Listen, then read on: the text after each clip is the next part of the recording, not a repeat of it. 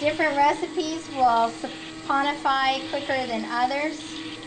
Some you can do it in 1 minute, others it'll take up to 4 or 5 minutes. Stirring by hand will take you about 20 minutes to a couple of hours. So you choose the method that you want to use.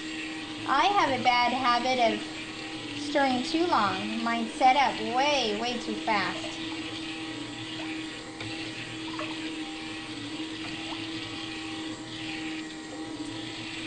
Okay, and we're going to show you the whole thing. We're not going to turn off the tape. We're just going to show you the whole way, all the way through. Because it's the one thing when teaching it at church or something, you can't always see. You see the color change? It's getting a little bit lighter than it was, but it's still very liquidy. Now, when you're using these, they'll have a tendency to suck down to the bottom of the pan. That's fine, just move it around. If you bring it up, you'll tend to get air pockets in there, and then when you come down, you'll have air if you don't tilt it. So try to keep it down low. So we're stirring and stirring and stirring. I think we only have 12 minutes left. That's fine. We probably won't need any more than 12. Probably won't even need that. So once this starts to happen, it'll happen quick.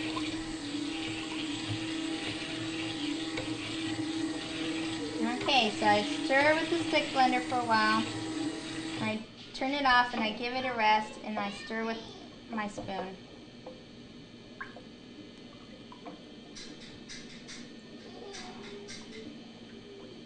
This is actually kind of fun, and you can be planning on, am I going to color this or scent it? Some of the colors, if you want to use crayons to color, you know, you've got little crayons from around the house. Colors that work are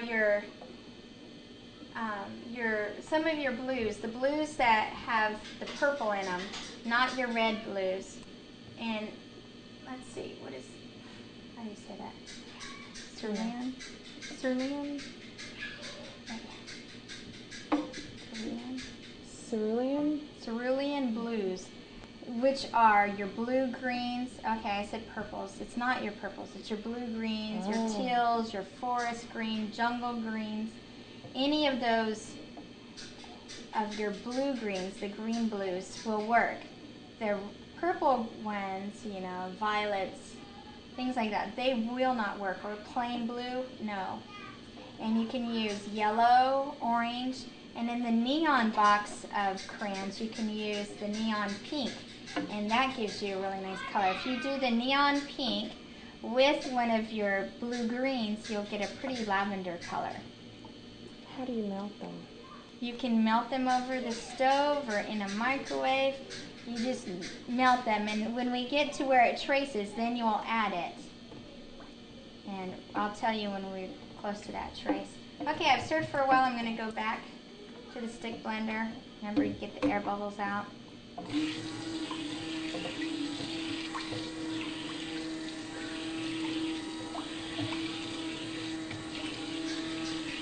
If you want to put fragrance oils or essential oils in, you can. You'll need less of the essential oil than you will of the fragrance oils. I don't have my papers out.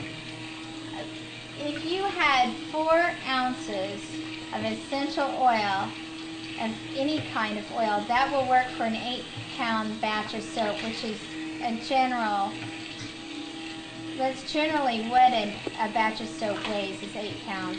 Of course, that'll depend on your recipe, but that's the average.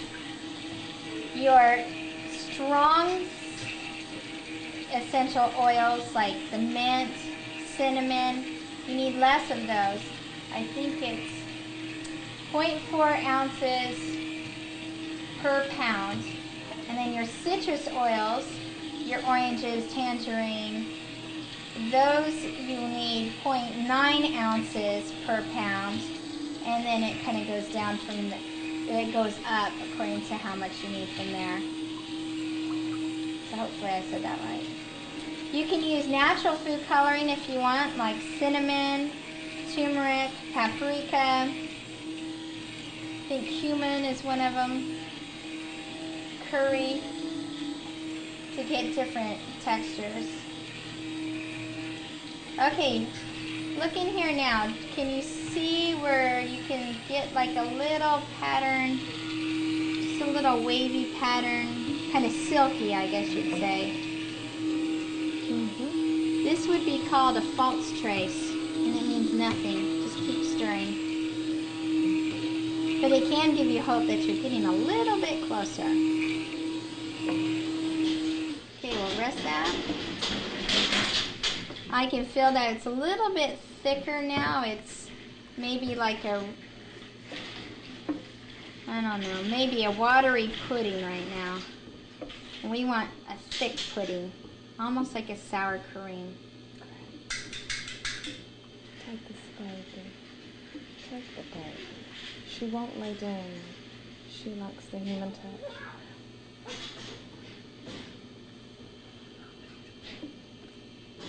It's a beautiful color right now. The light dances off of it so nicely. I love it.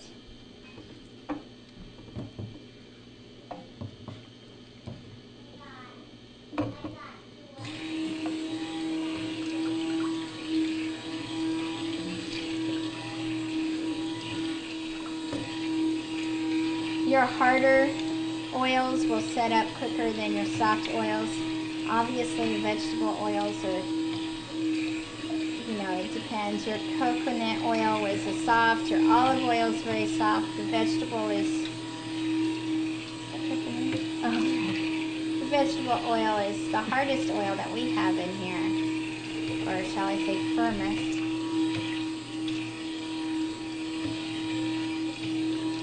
We have our Pringle cans oiled and they're ready to go. So as soon as this, oh, look at it. Do you see what's happening now? Now it's actually leaving a pattern behind. And you can tell if it's at a true trace because when I bring this up, my dots will stay. And they're not yet, are they? They fall in. So this is not ready. But it's cool to watch the process. Now it feels a lot more like pudding would.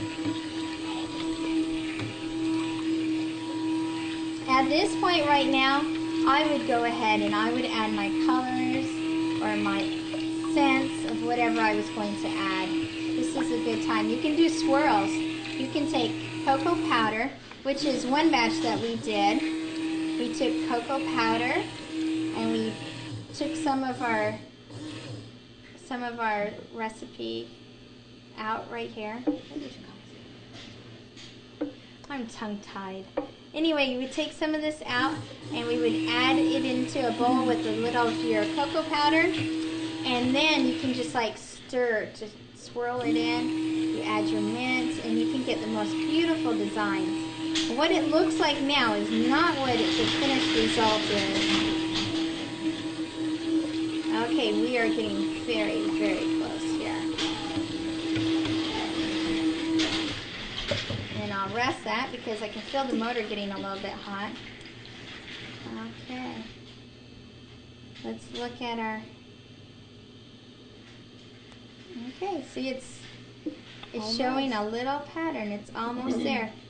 Now, like I said, I tend to do it a little too long of my stirring. I'm really bad about that because I am so worried that if I don't get it stirred up enough, then I'll have done all this for nothing on my soap. And sometimes that's not the case because it'll continue to saponify even in the molds. But I don't like to take that chance. I want to know something's going to work. And my soap still turns out good. I just go a little bit too far maybe. Let's see. Oh, that is so close. I bet one more minute and we'll be there. The stick blender really speeds things up. I encourage you to use one if you have it.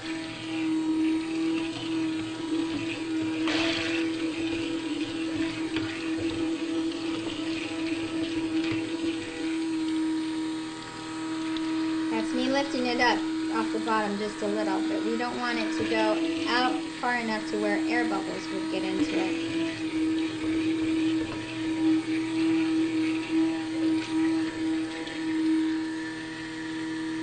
pretty.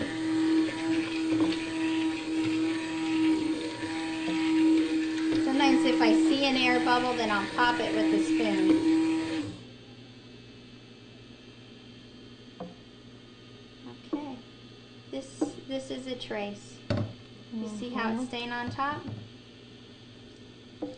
It leaves your pattern. You can write your name in there and it's still there. A little tip that you can do is you can take a little bit and you can sit it on your counter or on the sink over there and then just watch it. If it falls apart and slides down, then it's not ready. So I'm going to do just a little bit more. If this had been lard, it would have been done by now, I'm sure.